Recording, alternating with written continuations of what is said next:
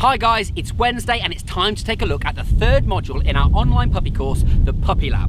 Now this third module is called Learning Theory, Behaviourism. And what we do is take apart all the science related to behaviourism and its application to dog training. Now we cover all sorts of different things here. We've got 17 modules, it's super intense and super detailed. We cover things like classical conditioning, conditioned emotional responses, generalisation discrimination, operant conditioning, both reinforcement and punishment, making sure that we all understand the science as it was intended.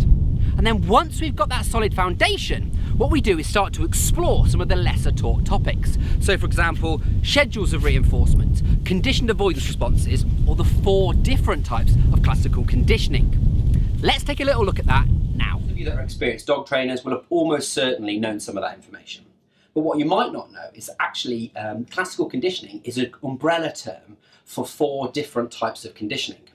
So Pavlov was interested in contiguity, which is the proximity of a stimulus to its response. And what he wanted to do was play around with the ordering and the sequencing of those to see what the effect was. So these 4 types that I talked about are forward conditioning, backwards conditioning, simultaneous conditioning, and trace conditioning. And I'm going to explain to you what those are now.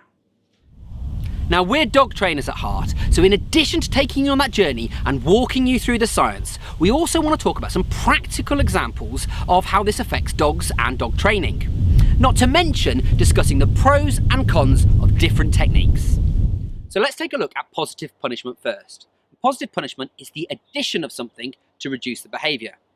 The most common example you'll see as you go around your dog training journey is people going ah to try and punish a behaviour. So their dog jumps up, their dog grabs something off the side, their dog breaks their sit, and people go ah. They're adding something to the equation in order to try and reduce the behaviour.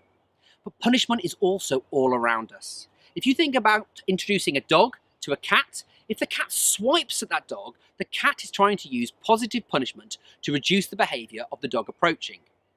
Now, how aversive the dog finds that swipe will depend on the dog. So there'll be some dogs that actually find it combative and it won't reduce the behaviour at all. There'll be some dogs that find it terribly aversive and it will make the dog back off completely and maybe not even go in the same room as the cat. But for the vast majority of dogs, they'll find it mildly aversive and then probably learn to give the cat some space.